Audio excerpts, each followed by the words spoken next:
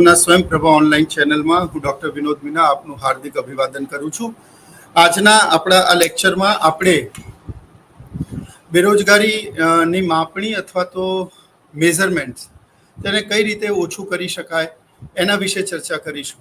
તો આજના આ લેક્ચરમાં સૌથી પહેલાં આપણે બેરોજગારીનો અર્થ, તેની સંકલ્પના, એનું પ્રાવધાન સમજ્યા પછી ભારતની સૌથી પ્રમુખ સમસ્યા, જે ભારતીય અર્થતંત્રનો એક સળગતો પ્રશ્ન છે, એની સમસ્યા કઈ રીતે ઓછી કરી શકાય એના વિશે આપણે ચર્ચા કરીશું. તો આજનો આપણો આ ટોપિક આપણે શરૂ કરીએ છીએ. આજનો ટોપિક છે measures to reduce the unemployment in India. ભારતીય અર્થતંત્રમાં સૌથી પ્રમુખ સમસ્યામાંની એક બેરોજગારીને કઈ રીતે ઓછી કરી શકાય. The format of the question is introduction, definition, various measures to reduce the unemployment. Last but not least, that is the conclusion. As we understand that the unemployment is a key economic indicator of signal and the ability of or inability of the workers to obtain gainful work and contribute the producers productive output of the economy. More unemployment workers means less total economic production. જે દેશમાં વધુ બેરોજગારી હોય તે દેશમાં કુલ ઉત્પાદન ઓછું થઈ રહ્યું છે અને તેના કારણે દેશની રાષ્ટ્રીય આવક અને માથાદીઠ આવક પણ ઓછી છે, દેશની જીડીપી પણ ઓછી છે અને દેશ આર્થિક રીતે પછાત છે તેવું પણ સાબિત થાય. જે વિકસિત દેશો હોય ત્યાં દરેક વ્યક્તિને તેની લાયકાત પ્રમાણે વધતા ઓછા પ્રમાણમાં રોજગાર મળતો હોય અને રોજગાર મળતો હોય તો ત્યાં ગરીબીનું પ્રમાણ પણ ઓછું હોય. રોજગાર મળતું હોય એનો મતલબ એ થયો કે તે વ્યક્તિ ડિરેક્ટલી ઓર ઇનડિરેક્ટલી ક્યાંક ને ક્યાંક કોઈક ને કોઈક રીતે દેશના આર્થિક વિકાસમાં પોતાનો ફાળો આપી રહ્યો છે. અને જ્યારે કોઈ વ્યક્તિ દેશના આર્થિક વિકાસમાં પોતાનો ફાળો આપી રહ્યો હોય એનો અર્થ એ થયો કે દેશની અંદર રાષ્ટ્રીય આવક વધી રહી છે.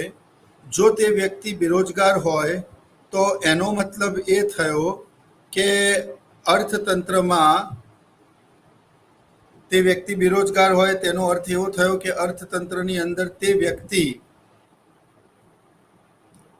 આર્થિક વિકાસમાં કોઈ પણ ફાળો આપી રહ્યો નથી. દેશની રાષ્ટ્રીય આવકનો ઉપભોગ કરે છે પરંતુ રાષ્ટ્રીય આવકમાં તેનો ફાળો ખૂબ જ ઓછો છે, નહિવત છે. માટે આર્થિક વિકાસના એક નિર્દેશક તરીકે પણ બેરોજગારીને જોવામાં આવે છે. ત્યારબાદ બેરોજગારીની જો આપણે વ્યાખ્યા સમજીએ, when a person is willing to do the work, capable and eligible for the work, ready to work at a given market rate, searching for a job but does not get a job, that person is known as an employee and that situation is known as unemployment. તો મિત્રો, અહીંયા સમજવાની વાત એ છે કે વ્યક્તિની કામ કરવાની ઈચ્છા હોય, તેની કામ કરવાની લાયકાત તે ધરાવતો હોય, તેની એબિલિટી હોય, તે કામ કરવા માટે સક્ષમ હોય, તેને બજારના પ્રવર્તમાન વેતન દર સ્વીકાર્ય હોય, તે કામની શોધમાં હોય, તેમ છતાંય તેને કામ ન મળે તો તે સ્થિતિને બેરોજગારી અને તેવા વ્યક્તિને બેરોજગાર કહેવામાં આવે છે. એટલે વ્યક્તિની કામ કરવાની ઈચ્છા હોવી જોઈએ, વ્યક્તિ તે કામ માટે સંપૂર્ણ રીતે ક્વોલિફાઈડ અને સક્ષમ, માનસિક શારીરિક રીતે તે વ્યક્તિ એલિજિબલ હોવો જોઈએ, તેને બજારના પ્રવર્તમાન વેતન દર સ્વીકાર્ય હોવા જોઈએ, તે વ્યક્તિ કામની શોધમાં હોવો જોઈએ. આ ચારમાંથી કોઈ પણ એક કન્ડિશન જો સેટિસ્ફાઈડ ન થાય તો કેન્સ નામના અર્થશાસ્ત્રીએ આવી બેરોજગારીને સ્વૈચ્છિક બેરોજગારી તરીકે સરખાવી છે.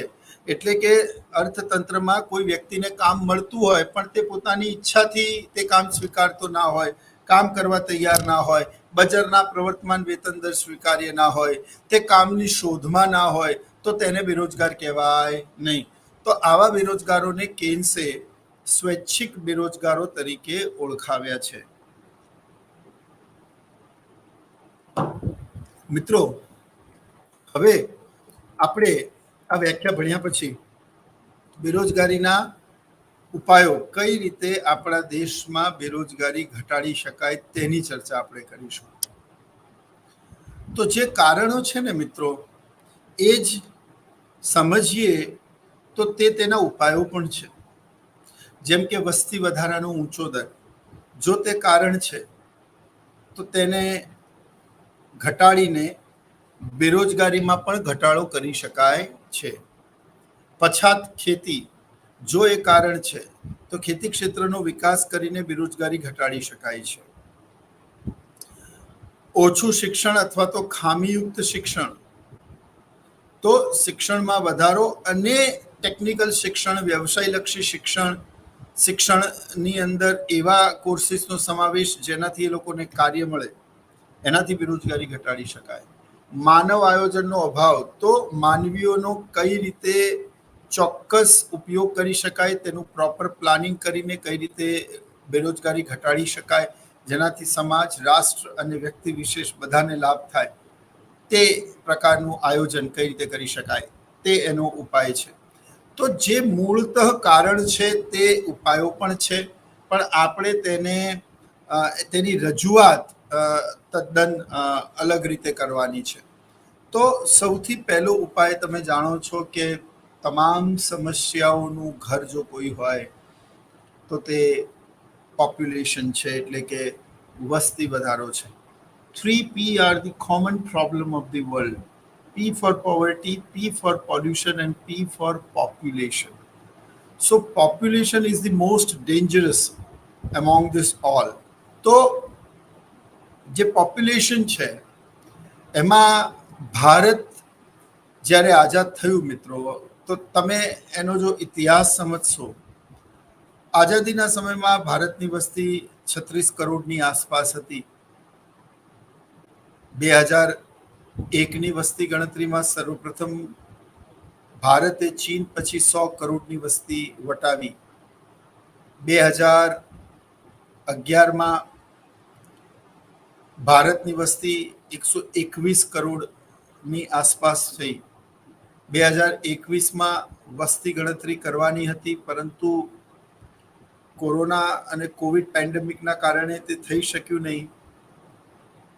હાલમાં ભારતની વસ્તી 140 કરોડની આસપાસ છે, એટલે 36 કરોડથી 136 કરોડ કરતા ભારતની વસ્તી આ સમયગાળામાં વધી છે. એટલે કે ભારતની વસ્તીમાં નોંધપાત્ર રીતે વધારો થયો છે. ઘણી વખત પરીક્ષામાં વિદ્યાર્થીઓને પૂછાય છે કે કયા વર્ષને મહાવિભાજક વર્ષ તરીકે ઓળખવામાં આવે છે અને કેમ. તો 1921નું વર્ષ ભારતના વસ્તી વિષયક આંકડામાં એક એવું વર્ષ છે જે વર્ષમાં ભારતની વસ્તી વધવાને બદલે ઘટેલી. આ જ એક કારણ છે, આ જ એક વર્ષ છે જ્યારે ભારતની વસ્તી ઘટેલી. બાકી સદંતર દરેક વર્ષમાં ભારતની વસ્તી વધવા પામેલી. એટલા માટે આ વર્ષને મહાવિભાજક વર્ષ તરીકે ઓળખવામાં આવે છે. મિત્રો, આ જે વર્ષ છે એમાં કુદરતી આપદા, અકાળ અને બીજી મહામારીના કારણે વસ્તીમાં ઘટાડો થયેલો, પરંતુ તે પછી ક્યારે પણ ભારતની વસ્તી ઘટી નથી. સાક્ષરતાનો દર વધવા છતાં ગઈ છે. ઘણા અર્થશાસ્ત્રીઓ તેની પાછળ ભૌગોલિક કારણો પણ જવાબદાર ગણાવે છે. તો ઘણા એવું પણ કહે છે કે ચીન જેવા દેશોથી આપણે પણ વન ચાઇલ્ડ વન પોલિસી અથવા તો નિયમિત બાળકો અથવા ઓછા બાળકો, સીમિત બાળકો અને 2 બાળકો સુધીનું પરિવાર, તેઓ આગ્રહ સરકાર રાખી શકે, પરંતુ લોકતાંત્રિક દેશમાં તેઓ નિયમ ન બનાવી શકે. એટલા માટે ભારતની વસ્તી ચીનની વસ્તી ભારત કરતાં વધારે હતી, પરંતુ 1978-79માં ચીને વન ચાઇલ્ડ પોલિસી ઇમ્પ્લિમેન્ટ કર્યું અને તે પછી ચીનની વસ્તી વૃદ્ધિનો દર ભારતની વસ્તી વૃદ્ધિ દર કરતાં સદંતર નીચો રહ્યો. બીજી બાજુ ભારતની વસ્તી ચીન કરતાં ઓછી હતી, પરંતુ ભારતની વસ્તી વૃદ્ધિનો દર ચીન કરતાં વધારે હતો. એક સમય એવો પણ આવ્યો કે હવે ભારતની વસ્તી WHO અને વર્લ્ડ ડેવલપમેન્ટ રિપોર્ટના પ્રમાણે ભારત વિશ્વમાં સૌથી વધારે વસ્તી ધરાવતો દેશ છે. આજની તારીખમાં ભારતની વસ્તી લગભગ 140 કરોડ છે. સમસ્યા શું છે? તો સમસ્યા એ છે કે જેટલી ઝડપથી ભારતની વસ્તી વધે છે એટલી ઝડપથી રોજગારીની તકો વધતી નથી. રોજગારીની તકો ન વધવાના કારણે અર્થતંત્રમાં બેરોજગારીની ફોજમાં વધારો થાય છે. જેમ કે ભારતની વસ્તી વધવાનો દર માની લો કે 1.8% હોય, 1.6% હોય, એટલે ભારતમાં વસ્તી 1,60,00,000 વધતી હોય તો સામે 1,60,00,000ની નવી રોજગારીની તકો સર્જાવી જોઈએ. પરંતુ ભારતમાં આર્થિક વિકાસનો દર નીચો હોવાના કારણે રોજગારીની તકો 0.8 એટલે કે લગભગ 80 લાખ જ સર્જાય છે. સામે 1,60,00,000 વસ્તી વધે છે તો બીજા 80 લાખ વ્યક્તિઓ દર વર્ષે બેરોજગારોની ફોજમાં ઉમેરાતા જાય છે. એટલે અને આ આંકડો દર વર્ષે વધતો જાય છે, કારણ કે આર્થિક વિકાસના વૃદ્ધિદર કરતા વસ્તીનો વૃદ્ધિદર હંમેશા વધારે રહ્યો છે. એટલે ભારતમાં સૌથી મોટી સમસ્યા જો દરેક આર્થિક પ્રશ્નોની હોય તો તે વસ્તી વધારો છે. તો વસ્તી વધારાને કઈ રીતે ઘટાડી શકાય તે વિશે સરકારે એક ચોક્કસ દ્રઢ વસ્તી નીતિની પોલિસી લઈને આવવું પડે અને તેનો ખૂબ જ અસરકારક રીતે અમલ કરવો જોઈએ. લોકોમાં જાગૃતતા ફેલાવી, સ્ત્રી શિક્ષણ પર ભાર આપવો વગેરે મહત્વના પરિબળો પર સરકારે વિશેષ ભાર આપવો જોઈએ. જો વસ્તી નિયંત્રિત થાય તો ઘણા બધા પ્રશ્નો આપોઆપ સંતોષાઈ જાય. તો તે જે સમસ્યા છે તે બહુ જ મહત્વની સમસ્યા નડી રહી છે ભારતીય અર્થતંત્રમાં. ત્યારબાદ બીજી છે રેપિડ ઇકોનોમિક ગ્રોથ. મેં તમને કહ્યું ધીમો આર્થિક વિકાસનો દર તે બેરોજગારીનું કારણ છે. ભારતના છેલ્લા વર્ષોમાં એશિયામાં જ નહીં પરંતુ વિશ્વમાં સૌથી ઝડપથી વિકસતા અર્થતંત્રમાં ભારતનું નામ છે. પરંતુ કોરોના પેન્ડેમિકના કારણે આર્થિક વિકાસના આ દરમાં ઘટાડો થયો અને અત્યારે હાલમાં ભારતના આર્થિક વિકાસનો દર એક જોઈએ તે પ્રમાણે વધી રહ્યો નથી. સરકારી આંકડા અને એજન્સીઓના આંકડા ઉપરાંત આંતરરાષ્ટ્રીય સંસ્થાઓના આંકડામાં સત્તાવાર રીતે ઘણો બધો ફેરફાર અને તફાવત જોવા મળે છે. ભારતમાં આર્થિક વિકાસનો દર 5 થી 6% આસપાસ રહ્યો છે અને એમાં પણ ઘટાડો થવાની સંભાવના રહેલી છે. આ સંદર્ભમાં આપણા દેશમાં ઔદ્યોગિકરણનો ધીમો દર, માળખાકીય સુવિધાઓનો અભાવ અને ઘણી વખત સરકારી નીતિઓની ખામી અને રાજકીય અસ્થિરતાના કારણે પણ દેશના આર્થિક વિકાસને બહુ જ મોટો ધક્કો પહોંચ્યો છે. આપણા દેશમાં આર્થિક વિકાસનો દર નીચો હોવાથી જે રોજગારીની વૈકલ્પિક તકો સર્જાવી જોઈએ તે રોજગારીની વૈકલ્પિક તકો સર્જાતી નથી. રોજગારીની વૈકલ્પિક તકો ન સર્જાવાના કારણે અર્થતંત્રમાં બેરોજગારીનું પ્રમાણ સતત અને સદંતર વધતું રહ્યું છે. ખરેખર જો તમારે પોતાના અર્થતંત્રમાંથી ગરીબી અને બેરોજગારી ઓછી કરવી હોય તો બે મહત્વના ફેરફાર સરકારે કરવા પડે. એક વસ્તીનું નિયંત્રણ કરવું પડે અને બીજી આર્થિક વિકાસના દરમાં વધારો કરવો પડે. Until and unless if you don't increase the economic development and if you don't reduce the population growth rate, then you are not able to solve even a single economic problem of Indian economy. એટલે આ બહુ જ મહત્વનું છે કે વસ્તીમાં ઘટાડો કરવો અને આર્થિક વિકાસના દરમાં વધારો કરવો. તે વિકાસના લાભો સમાજના નીચામાં નીચા તબક્કાના લોકો સુધી પહોંચે એ બહુ જ મહત્વનું છે.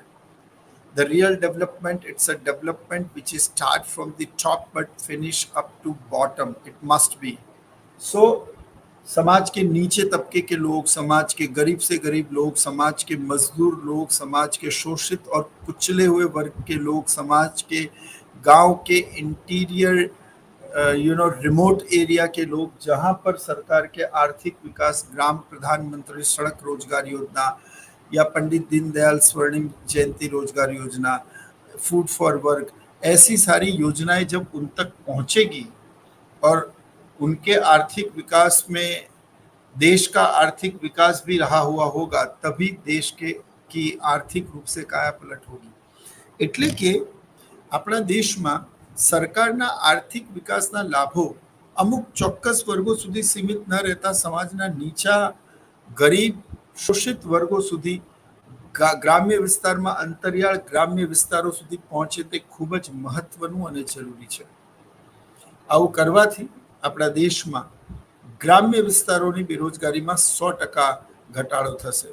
ખેતી ક્ષેત્રે વૈકલ્પિક રોજગારીનો તકોનો વધારો થવાથી કૃષિ ક્ષેત્રે આપણે જે પ્રચ્છન્ન અને મોસમી બેરોજગારી જોઈએ છીએ તેનું પ્રમાણ પણ ઘટશે. તો આર્થિક વિકાસનો દર વધે તે ખૂબ જ જરૂરી છે. Implementation of new NEP with skill base education. આપણા દેશમાં શિક્ષણ એ પ્રમાણે હોવું જોઈએ કે વિશ્વના કોઈ પણ ખૂણામાં આપણા દેશમાંથી સ્નાતક થયેલો વિદ્યાર્થી અર્થોપાર્જન કરી શકે, આજીવિકા માટે એ 2 પૈસા કમાવી શકે અને રોજગાર પ્રાપ્ત કરી શકે.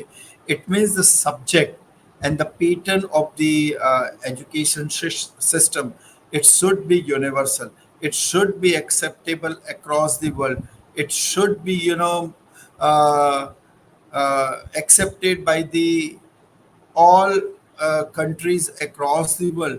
Such type of the subjects and such type of the syllabus you have to include.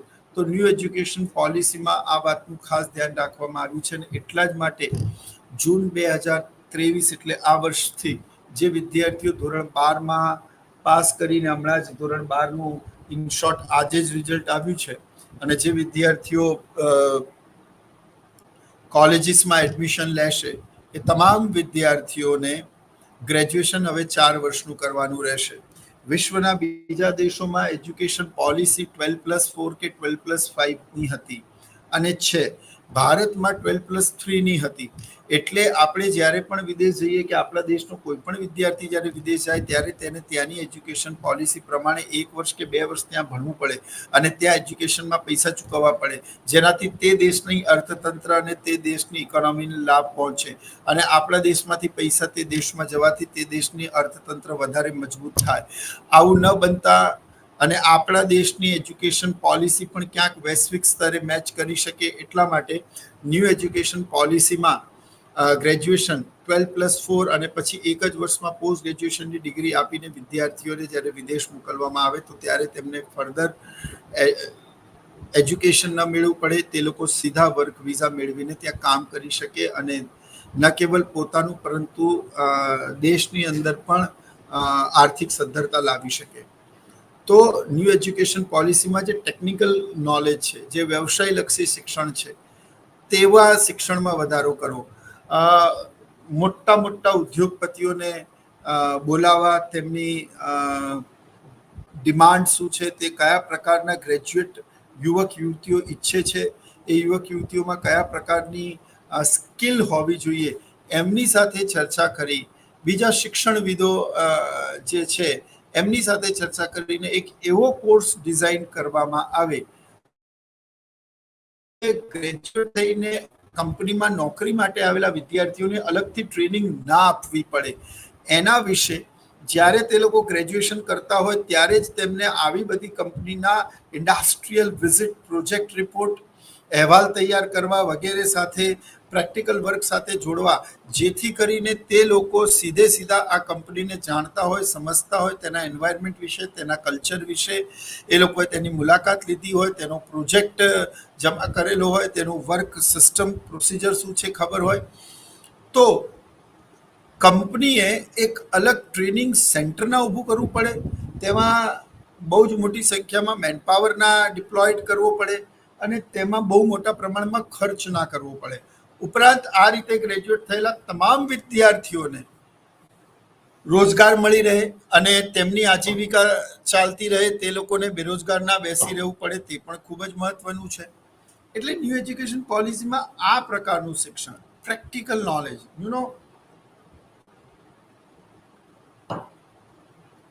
વર્ષોથી ઇકોનોમિક્સ ભણાવવા છતાં પણ શેર માર્કેટમાં કેવી રીતે અપડાઉન આવે છે, સેન્સેક્સ કેવી રીતે અર્થતંત્ર પર એની શું અસરો રહે છે,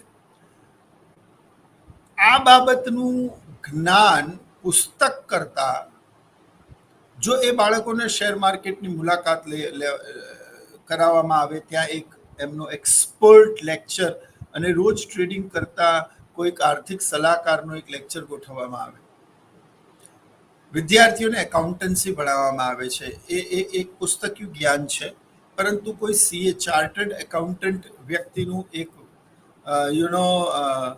એક્સપર્ટ લેક્ચર ગોઠવવામાં આવે, ગેસ્ટ લેક્ચર ગોઠવવામાં આવે, બ્લેકની એન્ટ્રીને વ્હાઇટ કઈ રીતે કન્વર્ટ કરાય, કઈ રીતે ડબલ એન્ટ્રી કરાય, અમાલ્ગમેશન શું હોય, કોઈ પણ એન્ટ્રીમાં જ્યારે પેજ ફસાય તો એની ટ્રાન્સપરન્સી કેવી રીતે મેન્ટેન થાય, મિસસેલેનિયસ એકાઉન્ટ શું છે, આ તમામ બાબતો જ્યારે પ્રેક્ટિકલી વિદ્યાર્થીઓને જે તે કંપનીનું એકાઉન્ટ લખવામાં આપવામાં આવે, એ સીએ આવીને સમજાવે કે અમે આ રીતે રિટર્ન, તો આ તમામ વિદ્યાર્થીઓ જેમને પ્રેક્ટિકલ નોલેજ મળે તો કોઈ કંપનીનું નામું તે લોકો લખી શકે. હવે તો સરકારે ઇન્કમ ટેક્સની પ્રોસિજરને સરળ બનાવતા ન્યૂ એજ્યુકેશન પોલિસીમાં એક વધારો એ પણ કર્યો છે, જો કે એનું ઇમ્પ્લિમેન્ટેશન તો ઘણા સમયથી થઈ ગયું, કે માત્ર ચાર્ટર્ડ એકાઉન્ટન્ટ જ નહીં, પરંતુ બીકોમ ગ્રેજ્યુએટ થયેલો વિદ્યાર્થી પણ જીએસટીનો એક સોફ્ટવેર બેઝિક કમ્પ્યુટરનો કોર્સ કર્યા પછી કોઈ પણ વ્યક્તિનું રિટર્ન ફાઇલ કરી શકે. અને આવું કરવાથી બહુ જ મહત્વનું કાર્ય એ થાય છે કે ન કેવલ રોજગારીની તકોમાં વધારો થાય છે, પરંતુ ઇન્કમટેક્સ રિટર્ન ફાઇલ કરનારા વ્યક્તિઓને પણ સરળતા રહે છે. તો વિદ્યાર્થીઓને ગ્રેજ્યુએશન દરમિયાન જ એક વર્ષ રિસર્ચનો, પ્રોજેક્ટ રિપોર્ટનો, ઇન્ડસ્ટ્રીયલ વિઝિટનો આ ગોઠવવામાં આવે, જેનાથી એને માર્કેટનું નોલેજ મળે, અને જેવો જે ગ્રેજ્યુએશન થાય તાત્કાલિક જ એને ઇકોનોમીમાં, ઇન્ડસ્ટ્રીમાં અને પ્રોડક્શન પ્રોસેસમાં ઇન્વોલ્વ કરી શકાય. તો આ રીતે ન્યૂ એજ્યુકેશન પોલિસી જે છે એમાં એવા વિષયો સંલગ્ન કરવા જોઈએ કે જે આગળ ચાલતા વિદ્યાર્થીઓને ન કેવલ ભારતમાં પણ દુનિયાના કોઈ પણ ખૂણામાં રોજગાર અપાવી શકે. પ્લાનિંગ ફોર મેન પાવર બહુ જ મહત્વનું. મેં તમને કહેલું તે પ્રમાણે આપણા દેશ કરતાં ચીનની વસ્તી 2 વર્ષ પહેલા સુધી વધારે જ હતી, પણ ચીનમાં આજે પણ ભારત કરતાં બેરોજગારીનો દર ઓછો છે. એનું કારણ છે તે દેશના લોકોનું અને ત્યાંની સિસ્ટમ, સરકાર અને અર્થશાસ્ત્રીઓનું માનવ આયોજન, મેન પાવર. મેં તમને કહ્યું હતું તેમ ત્યાં જે લોકો બેરોજગાર છે, જે લોકો ભિખારી છે, જે લોકો કશું જ કરતા નથી, જે લોકોની ઉત્પાદકતા શૂન્ય છે, તેવા વ્યક્તિઓને 15-20 દિવસની ટ્રેનિંગ આપવામાં આવે. ટ્રેનિંગ આપ્યા પછી સેલ બનાવવાના, કેલ્સી બનાવવાના અને એવા ઘણા બધા ટોયઝ અને ઇલેક્ટ્રોનિક ઇક્વિપમેન્ટ અને ગેજેટ બનાવવાની ઇન્ડસ્ટ્રીમાં તેમને સમાવી લેવામાં આવે. રોડ પર, ફૂટપાથ પર સૂતા વ્યક્તિને તમે રહેવા માટે ઘર આપો છો, સૂવા માટે બેડ આપો છો, એને જમવાનું આપો છો, એના માટે સ્પોર્ટ્સ ગ્રાઉન્ડ બનાવો છો, વોલીબોલ રમી શકે, ન્યૂઝપેપર વાંચી શકે, લાઇબ્રેરી હોય, ટેલિવિઝન જોઈ શકે, 12 કલાક કામ કરે, 12 કલાક રેસ્ટ કરે. તો વિચાર કરો આનાથી કેટલા ફાયદા. નંબર 1, દેશના કુલ ઉત્પાદનમાં વધારો, ઔદ્યોગિક વિકાસમાં વધારો, નિકાસોમાં વધારો, બેરોજગારીમાં ઘટાડો, બેરોજગારી ઘટે ગરીબીમાં ઘટાડો, ગરીબી ઘટે તો ક્રાઇમમાં ઘટાડો. ન કેવલ રાષ્ટ્ર પણ, ન કેવલ આર્થિક રીતે પણ સામાજિક રીતે પણ કેટલો લાભ થાય. And how smart they are, કે એ લોકોને જે પગાર મળે એમાંથી કમ્પલસરી દર મહિને આ પગાર પીએફ સ્વરૂપે કે અમુક એમાઉન્ટ પેટે કપાય, વેલફેર ઓફ ધી વર્કર્સ.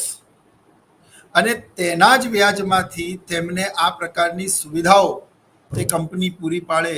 એટલે વિચાર કરો કે એમના જ કમાયેલા પૈસાથી એમને સુવિધાઓ આપવામાં આવે, તેમ છતાં પણ કંપની પણ પ્રોફિટ કરે અને વર્કર્સ પણ કમાય.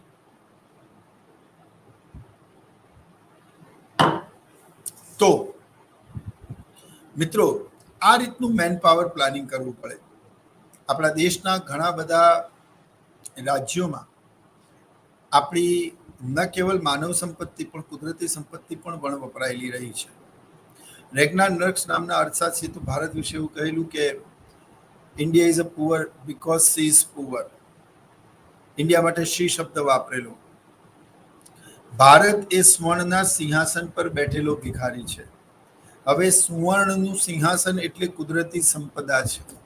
તમે તાજેતરમાં જ સાંભળ્યું હશે કે કાશ્મીરની અંદર ભારતમાં ખૂબ જ મોટા પ્રમાણમાં બેટરી બનાવવા માટેનું ઉપયોગી ધાતુ લિથિયમની શોધ થઈ છે અને પ્રાપ્તિ થઈ છે, અને તે હજારો લાખો ટનમાં છે, જે પૃથ્વીના પેટાળમાં નીચે દબાયેલું છે. તો ભારત એ એક એવો દેશ છે જેની પાસે નદીઓનો દેશ છે, અપાર કુદરતી સંપદા છે. એક તરફ વિશાળ દરિયો કિનારો તો બીજી તરફ વિશાળ ભૂખંડ આવેલા છે. એવામાં ભારતીય અર્થતંત્રમાં એ તમામ પ્રકારની પોસિબિલિટીઝ રહેલી છે. પરંતુ તે પોસિબિલિટી, તે સંભાવના, તે સંસાધનોનો યોગ્ય ઉપયોગ ન કરી શકવાના કારણે ભારતીય અર્થતંત્ર ગરીબ રહ્યું છે. કે India is a poor because it is poor. ભારત એ ગરીબ છે કારણ કે તે ગરીબ છે. એટલે કે તે પોતાની શક્તિઓનો, પોતાની સાધન સંપત્તિનો, માનવ શક્તિનો યોગ્ય ઉપયોગ કરી શક્યો નથી. એટલે સાધન સંપત્તિ હોવી તે અલગ વસ્તુ છે, પરંતુ તેનો ઉપયોગ કરવો તે એબ્સોલ્યુટલી અલગ વસ્તુ છે. એટલે કોઈ પણ દેશ એટલા માટે પછાત છે કારણ કે તેની પાસે કુદરતી સાધન સંપત્તિ કે માનવ સાધનોનો અભાવ છે. બીજું કોઈ પાસે સાધન સંપત્તિ છે પણ તેનો ઉપયોગ નહીં કરી શકવાના કારણે તે ગરીબ છે. તો તે દેશોમાં ભારત છે.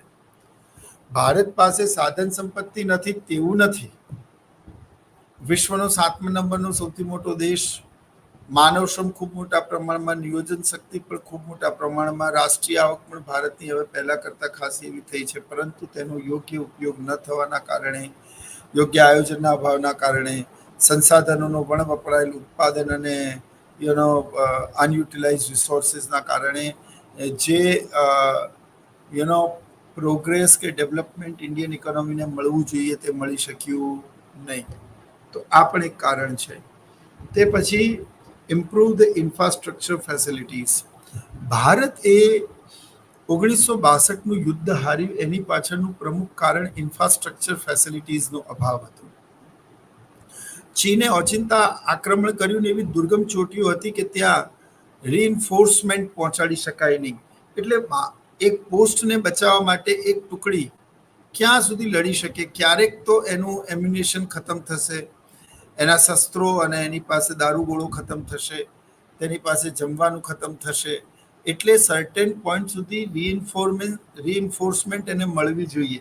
પણ આપણા દેશમાં એવી દુર્ગમ પહાડીઓ, જ્યાં સિયાચીનની બર્ફીલી વાદીઓ અને ચીન અને પાકિસ્તાન વચ્ચે જે LAC છે, લાઇન ઓફ એકચ્યુઅલ કંટ્રોલ, ત્યાં સિક્કિમથી લઈને ડોકલામથી લઈને અરુણાચલ પ્રદેશ સુધી કોઈ પણ રોડ, રસ્તા, ટ્રેન એવા નથી, એરપોર્ટ નથી, અને પરિણામે સૈનિકોને જે વધારાની મદદ પહોંચાડી શકાય, જ્યારે આવી પ્રાથમિક સુવિધાઓ જ નહીં હોય તો આપ મને કહો કે કોઈ પણ ઉદ્યોગ કેવી રીતે સ્થાપિત થશે, ઇવન કેવી રીતે તે વિકાસ પામશે.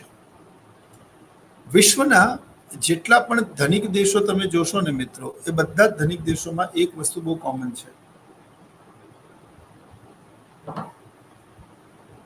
અને એ વસ્તુ એ છે કે એ બધા જ દેશોમાં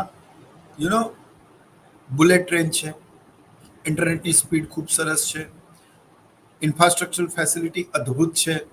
એ દેશોમાં જ્યારે પણ કોઈ વ્યક્તિ વિદેશ ફરીને આવે છે ત્યારે તેને તેવું લાગે છે કે આપણો દેશ એ લોકો કરતાં 50-100 વર્ષ પાછળ છે.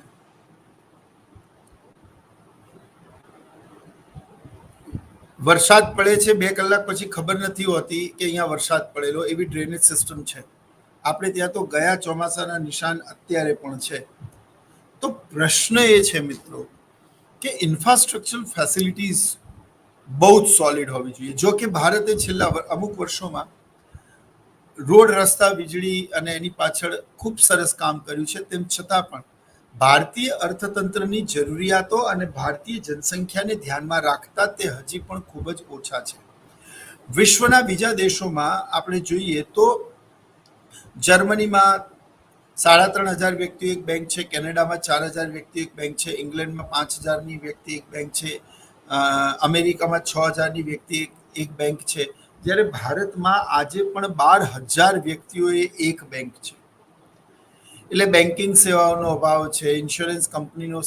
તમે શહેરોમાં તો તમને ઘણી બધી બેંક્સ જોવા મળી જશે, પણ તમે ગ્રામ્ય વિસ્તારોમાં જાઓ, શહેરોમાં તમે 3 કિલોમીટર જાઓ તો તમને 30 બેંક મળી જશે, પણ ગામડામાં 30 કિલોમીટર જાઓ તો પણ તમને એક બેંક પણ મળતી નથી. માળખાગત સુવિધાઓનો અભાવ, એવા કાચા રસ્તા જે ચોમાસા દરમિયાન તો ગામડાઓ શહેરોથી કટ ઓફ થઈ જાય છે. એટલે ગ્રામ્ય વિસ્તારોમાં ઉત્પન્ન થતી તમામ વસ્તુઓ શહેરો સુધી અને શહેરી વિસ્તારની તમામ ઉત્પાદિત વસ્તુ ગ્રામ્ય વિસ્તારો સુધી પહોંચી શકતી નથી. કેવી રીતે વિકાસ થશે? એક ફેક્ટરીમાં કામ કરનારા મજૂરો ગ્રામ્ય વિસ્તારથી કે અંતરિયાળ વિસ્તારથી ફેક્ટરી સુધી અને ફેક્ટરીથી પોતાના ઘર સુધી પહોંચી જ નહીં શકે તો કેવી રીતે ઉત્પાદન થશે? માનવ શ્રમનું આયોજન તમે કેવી રીતે કરશો? તો એ લોકોને 24 કલાક વીજળી આપવી પડશે, ખૂબ સરસ રસ્તા આપવા પડશે, એ રસ્તા રેલવે, એર સાથે કનેક્ટેડ બનાવવા પડશે, પોર્ટનો વિકાસ, બંદરગાહોનો વિકાસ કરવો પડશે, 24/7 વીજળી આપવી પડશે, બેન્કિંગ, શિક્ષણ, સ્વાસ્થ્યની પ્રોપર સુવિધાઓ આપવી પડશે, ટ્રાન્સપોર્ટેશન, કમ્યુનિકેશનની મોડર્ન ફેસિલિટીઝ આપવી પડશે, તો દેશનો આર્થિક વિકાસ થશે. કારણ કે માળખાગત સુવિધાઓ તે આર્થિક વિકાસની પૂર્વ શરત સમાન છે. જ્યાં સુધી આ સુવિધાઓ નહીં હોય ત્યાં સુધી આર્થિક વિકાસ થઈ શકશે નહીં. હું સ્વયંપ્રભાના ઓનલાઈન આ પોર્ટલ વતી તમારા સુધી ટેકનોલોજી દ્વારા જ કનેક્ટેડ છું, અને જેનાથી સમગ્ર ભારતમાં કોઈ પણ ખૂણામાં બેઠેલો વ્યક્તિ આ લેક્ચરને એક્સેસ કરી શકે છે, જેમાં તમામ રિજનલ સેન્ટર તરફથી, ઇગ્નુ તરફથી આવા ખૂબ ફળદાયી લેક્ચરો તમારા સુધી પહોંચાડવામાં આવે છે. પરંતુ જો ઇન્ફ્રાસ્ટ્રક્ચર ફેસિલિટી, જે મેં હમણાં કહ્યું, સંદેશા વ્યવહાર, કમ્યુનિકેશન, એની સ્પીડ જો પ્રોપર ના હોય, એ લેનનું નેટવર્કિંગ જો ના હોય, તો શું આ શક્ય હતું કે એક જગ્યાએથી વ્યક્તિ આટલા બધા રાજ્યોમાં એક સાથે પહોંચી શકે? એ જ રીતે કોઈ પણ કંપનીનો એક સીઈઓ જેની બ્રાન્ચીસ સમગ્ર ભારતમાં છે, એ ગૂગલ મીટ દ્વારા સમગ્ર લોકોને એક જ મિટિંગમાં કનેક્ટ કરી શકે, પોતાનો સંદેશો પહોંચાડી શકે. પણ જો તમારા દેશમાં આવી ઇન્ફ્રાસ્ટ્રક્ચર બેઝિક ફેસિલિટીઝ ના હોય, એ તાત્કાલિક ફ્લાઇટ પકડીને બાય રોડ કોઈ પણ કંપનીમાં એની મુલાકાત, ફ્લાઇંગ વિઝિટ લેવા માટે આવી શકે. કંપનીમાંથી કાચો માલ મંગાયો હોય તો એ બંદરગાહ દ્વારા તરત જ કંપનીના બેકયાર્ડમાં પહોંચે અને જેનાથી ઉત્પાદન શક્ય બને. ઘણી વખત એ માલ સામાન ના આવવાના કારણે પેઢીમાં કે ફેક્ટરીમાં કામ બંધ રહે, પરિણામે શ્રમિકો બેરોજગાર રહે, બધાને બધી બાજુથી નુકસાન થાય. અને એટલા જ માટે ટ્રાન્સપોર્ટ ફેસિલિટીઝ પ્રોપર હોય તે ખૂબ ખૂબ જરૂરી છે મિત્રો. તો એ બધું જ એ માળખાગત સુવિધાઓમાં આવે છે. તે પછી increase the productivity of the agriculture sector. This is most important. India is a country of villages, and when we are talking about the villages, the main occupation of the village economy is the agriculture. Still, the 65 to 68% people directly or indirectly somewhere connected to the agriculture sector, and agriculture is still known as a backbone of Indian economy. તો આપણા દેશમાં જ્યાં ખેડૂતોની માસિક આવક એ 2,500 થી 2,800 રૂપિયા માત્ર છે, તો એ લોકોની સીમાંત ઉત્પાદકતા કેવી રીતે વધારી શકાય, ખેતી ક્ષેત્રે કુલ ઉત્પાદકતા કેવી રીતે વધારી શકાય, હેક્ટર દીઠ ઉત્પાદનમાં કેવી રીતે વધારો કરી શકાય, આધુનિક નિક્ષેપો સરળતાથી ખેડૂતો સુધી પહોંચે, ઓછા દામમાં, ઓછી કિંમતમાં, ખેડૂતો તેનો ખૂબ જ સઘન રીતે ઉપયોગ કરે, આધુનિક સંસાધનો અને નિક્ષેપો દ્વારા ખેતી કરે, વર્ષમાં એક કરતાં વધારે પાક લે, સિંચાઈની સુવિધાઓમાં વધારો થાય. તો વર્ષમાં એક કરતાં વધારે પાક મેળવી શકાય. તો શિયાળુ અને ઉનાળુ જે પાક છે, રવિ અને ખરીફ પાકો, એ ખેડૂત પહેલા નહોતો લઈ શકતો, પણ તે હવે લઈ શકે. તો આ રીતે કરવાથી ન કેવલ ખેડૂતની આર્થિક સ્થિતિમાં સુધારો થશે, પણ ભારતની રાષ્ટ્રીય આવક અને જીડીપી અને કૃષિ ઉત્પાદનમાં પણ વધારો થશે. સાથે સાથે મોસમી અને પ્રચંડ બેરોજગારીના પ્રશ્નો પણ મહદઅંશે ઓછા થશે.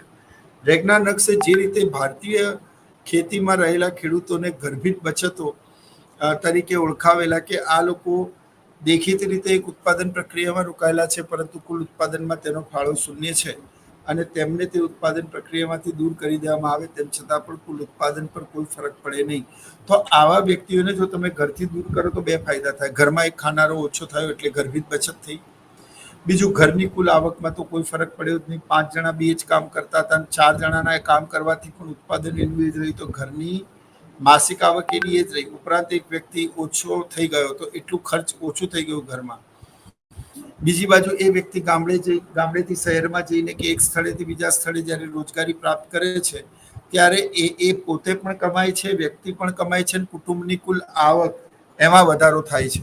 તો મિત્રો, યુ નો વોટ, કે ખેતી ક્ષેત્રનો વિકાસ કરવાથી આપણા દેશમાં જો 65% લોકોની આર્થિક સ્થિતિમાં સુધારો થતો હોય, તો દર 10માંથી 6.5 વ્યક્તિઓને આની સીધી અસરો પડતી હોય આની, અને પરિણામે અર્થતંત્રમાં ન કેવલ વ્યક્તિ વિશેષ પણ સમાજ અને રાષ્ટ્રનો પણ ઉત્થાન થાય. તે માટે ખેતી ક્ષેત્રનો વિકાસ કરવો ખૂબ જરૂરી છે. જો કે દર વર્ષે બજેટમાં સરકાર ખૂબ મોટી રકમ કૃષિ ક્ષેત્રને ફાળવે છે, પરંતુ આજે પણ ભારતીય ખેતી વિશે તો એવું કહી શકાય કે ચોર ખાય, મોર ખાય, ઢોર ખાય, વધે તે કોઠીએ જાય, વેચવા જાય તો ખુદ વેચાઈ જાય, અને જગતનો તાત રડે દિન રાત.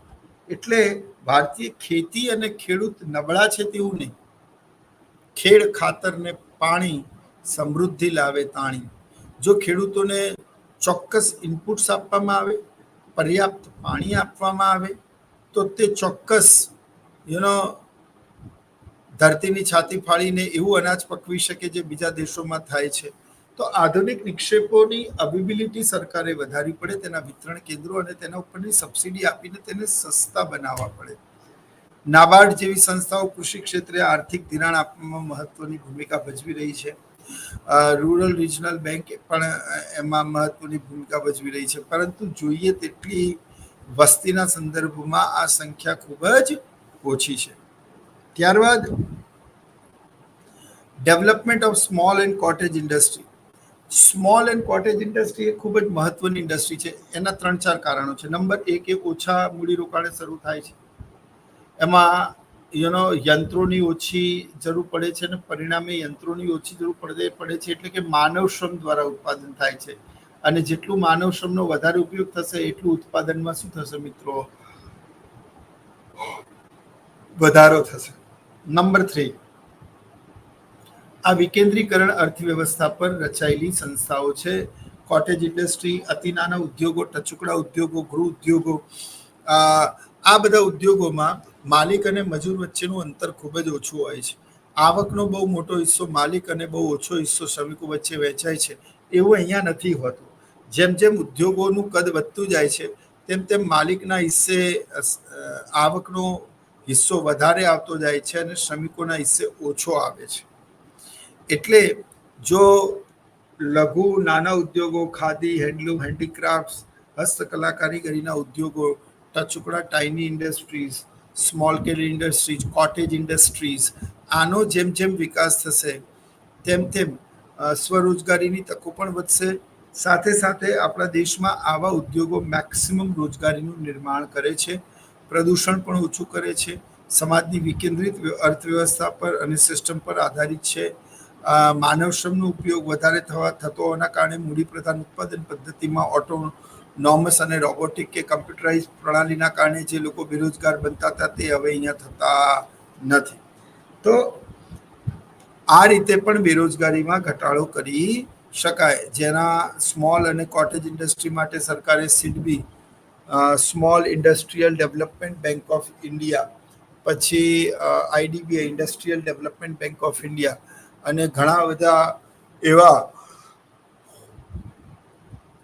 આર્થિક પેકેજો ડિક્લેર કરેલા છે, જેમાં નાના અને ગૃહ ઉદ્યોગો, માંદા એકમોને વિશેષ લાભ મળે છે. નીચા દરે બજારના પ્રવર્તમાન વેતન દર કરતાં પણ નીચા દરે તેમને લોન મળે છે, આર્થિક સહાય મળે છે. સ્વરોજગાર શરૂ કરવા માટે તે લોકોને પર્યાપ્ત અને પૂરતી તકો મળે છે.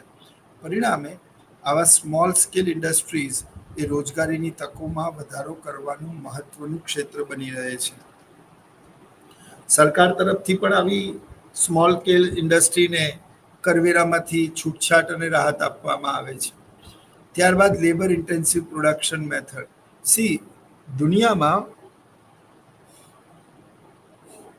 બે પ્રકારની ઉત્પાદન પ્રણાલી હોય, મૂડી પ્રધાન અને શ્રમ પ્રધાન.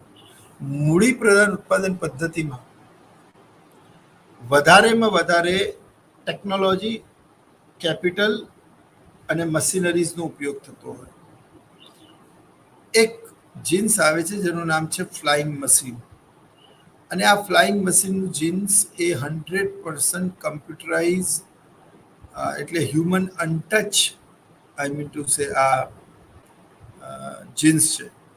અને એ એક મશીનમાં કટ થાય છે, બીજામાં તે ફર્મવામાં સેટ થાય છે, ત્રીજામાં તેના ઉપર સ્ટિચીસ થાય છે, ચોથામાં ચેન બટન લાગે છે, પાંચમામાં એ બહાર નીકળે છે. અને તેની સાઇઝમાં એટલું પરફેક્શન હોય છે કે તમે અહીંયાથી ખરીદો કે ઇંગ્લેન્ડથી ખરીદો, તમારી સાઇઝમાં એક દોરાનો ફરક પણ નહીં જોવા મળે. પ્રશ્ન એ છે કે આવા જે નાના ઉદ્યોગો છે એ એવી ટેકનોલોજીનો ઉપયોગ કરે છે કે જેના કારણે ન કેવલ ઉત્પાદનમાં વધારો થાય છે, ઉપરાંત સરકારને પણ ખબર છે કે આવા ઉદ્યોગો મોટાભાગે શ્રમ પ્રધાન હોય છે, જેમાં મૂડી પ્રધાન ઉત્પાદન પદ્ધતિનો ઉપયોગ થતો નથી, માટે તેમને કરવેરામાંથી મુક્તિ આપવામાં આવે. એટલે ભારતના આવકવેરા ઇન્કમટેક્સ ડિપાર્ટમેન્ટના વિશેષ પ્રાવધાનમાં આવી સંસ્થાઓ આવતી હોવાના કારણે તેમને ખૂબ નીચા દરે ધિરાણ પ્રાપ્ત થાય છે અને તે પોતાના શિક્ષણમાં અને ધંધામાં આગળ વધી શકે છે. એટલે આ પણ બહુ મહત્વનું છે. ત્યારબાદ લેબર ઇન્ટેન્સિવ પ્રોડક્શન મેથડ આપણે સમજી જ ગયા. Development of the rural areas, ગ્રામ્ય વિસ્તારોનું વિકાસ કરવું તે ખૂબ જ જરૂરી છે. ગ્રામ્ય વિસ્તારના લોકોનો વિકાસ ત્યારે જ થશે જ્યારે એ લોકોને લખતા વાંચતા આવડશે, એ લોકો રોજિંદા વ્યવહારમાં પોતાના હિસાબો કરી શકશે, તે ક્વોલિટી એજ્યુકેશન એટલે કે સ્કિલ બેઝ એજ્યુકેશન પ્રાપ્ત કરી શકશે. ખેતી ક્ષેત્રે આધુનિક ઢબે ખેતી કરીને નવા નવા આયામો સર કરશે, તો ખેતી ક્ષેત્રે અને ખેડૂત અને ગ્રામ્ય વિસ્તારમાં રોજગારીની તકોમાં વધારો થશે. એટલે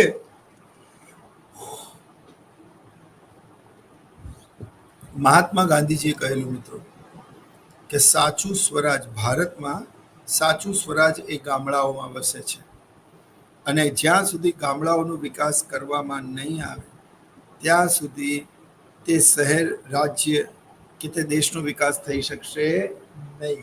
આજે પણ તમે જુઓ કે ભારતની 65 to 68% people still they are reside in the village area and their main occupation is agriculture. Daily, દૈનિક રોજે રોજ લગભગ 2 લાખ, 2.25 લાખ લોકો ગામડાઓ છોડીને શહેરોમાં આવી રહ્યા છે. તેમ છતાં આજે પણ ગ્રામ્ય વિસ્તારોમાં આપણા દેશમાં કુલ વસ્તીનો ખૂબ મોટો હિસ્સો, 65 થી 68% વસ્તી ગ્રામ્ય વિસ્તારોમાં રહે છે. જો ગ્રામ્ય વિસ્તારોનો વિકાસ નહીં કરવામાં આવે તો પછી એ લોકો શહેરી વિસ્તારમાં હાયર એજ્યુકેશન માટે આપશે અને એ બેરોજગારી મોસમી કે પ્રચ્છન્નથી નીકળીને એ સીધી અર્ધ બેરોજગારીમાં ફેરવાશે. એટલે આપણે જો એ લોકોને પોતાના ગ્રામ્ય વિસ્તારોમાં જ રોજગાર સારો પૂરો પાડી શકીએ તો કોઈ વ્યક્તિ શહેરમાં આવે નહીં, પરંતુ આપણે તેવું કરી શક્યા નથી. એ પણ એક બહુ મહત્વનું કારણ છે. તે પછી ડેવલપમેન્ટ ઓફ રૂરલ એરિયાઝ, ગ્રામ્ય વિસ્તારોનો ખૂબ જ વિકાસ કરવો. ગ્રામ્ય વિસ્તારની અંદર રોડ, રસ્તા, વીજળી, વીમો, બેન્કિંગ, લાઇબ્રેરી, શિક્ષા, સ્વાસ્થ્ય ગામના લોકોને તમે જો કે 1 થી 12 તો ગ્રામ્ય વિસ્તારોમાં ભણે, એ પણ ગુજરાતી મીડિયમમાં સરકારી શાળાઓ ના હોય, અને તમામ પ્રકારના પ્રાઇવેટ સેક્ટરને હોલ્ડ કરનારા લોકો, જો ડોમિનોઝને બહુ ઓબ્વિયસ વસ્તુ છે કે ડોમિનોઝને તેનો ગ્રાહક તે ગ્રામ્ય વિસ્તારમાં નહીં જ મળે. આટલો મોંઘો પીઝા ગ્રામ્ય વિસ્તારોમાં લોકો નહીં જ ખાય, કારણ કે તેમની પાસે એટલી આવક નથી. Are you getting my point? હું જો કહેવા માંગુ છું તો આપણા દેશમાં યુ નો વોટ, કે ગ્રામ્ય વિસ્તારોનો વિકાસ નહીં થાય ને ત્યાં સુધી ભારતનો વિકાસ નહીં થાય.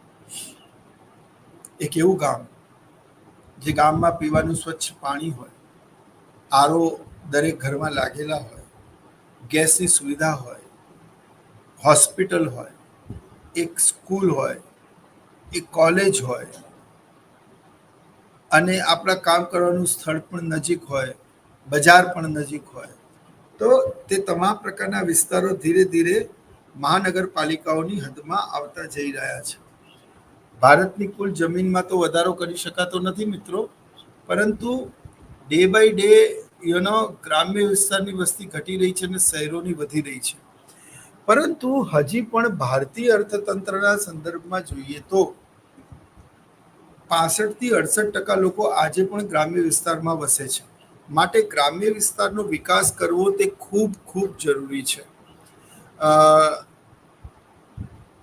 પંચાયત અને ખૂબ મોટા પ્રમાણમાં સરકાર દ્વારા બજેટ પૂરું પાડવામાં આવે તો શું થાય કે એ લોકો આગામી સત્રમાં કઈ રીતે ફેરફાર કરવો અને કઈ રીતે એ શિક્ષણ પ્રાપ્ત કરવું તેનો નિર્ણય તે લોકો લઈ શકે.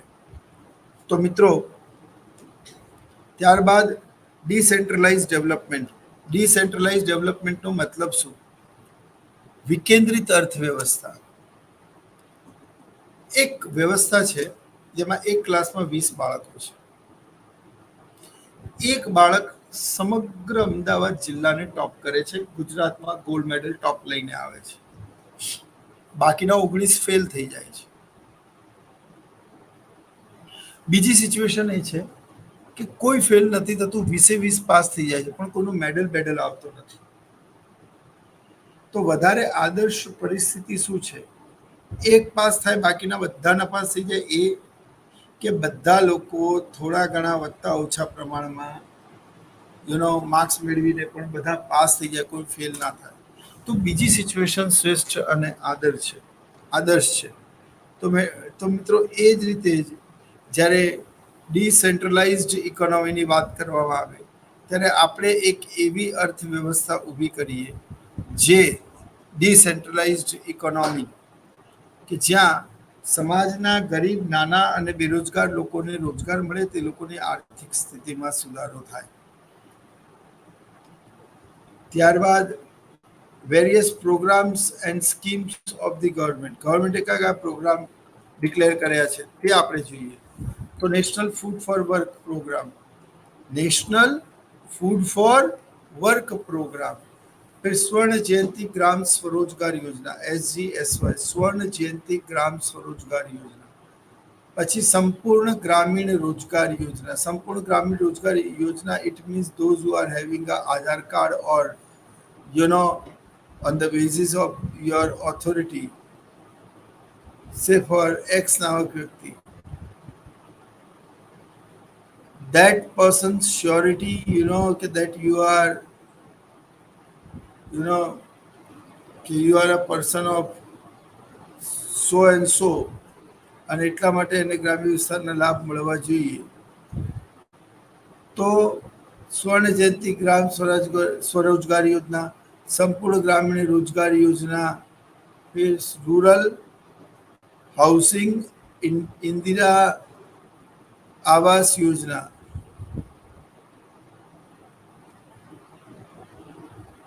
આ રૂરલ હાઉસિંગ ઇન્દિરા આવાસ યોજના અંતર્ગત ગરીબ લોકોને પોતાના ઘર ફાળવવામાં આવે છે. પ્રધાનમંત્રી આવાસ યોજના પણ છે, પ્રધાનમંત્રી સડક યોજનાઓ પણ છે. પછી Pradhan Mantri Gramodaya Yojana, rural employment generation programme, REGP, prime minister's Rozgar Yojana, સરકારની રોજગારી દુકાન, ત્યારબાદ પ્રધાનમંત્રી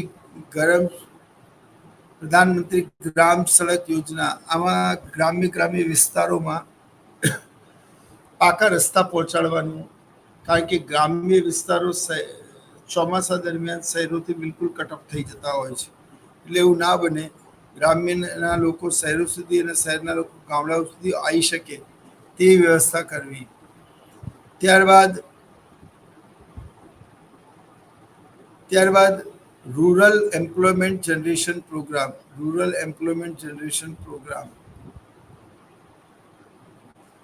ત્યારબાદ પ્રાઇમ મિનિસ્ટર રોજગાર યોજના, પ્રધાનમંત્રી ગ્રામ સડક યોજના. તમે ઘણી બધી રોડ ઉપર એવું બેનર, આમ રોડ જતો હોય અને પછી લખેલું પ્રધાનમંત્રી સડક યોજના, બરાબર.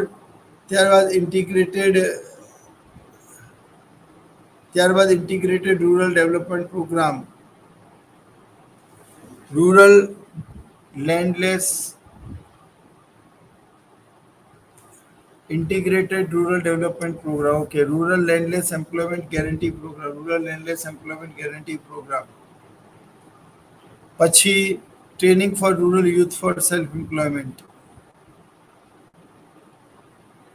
પછી training for rural youth for self employment, TRYSEM 2 વાર.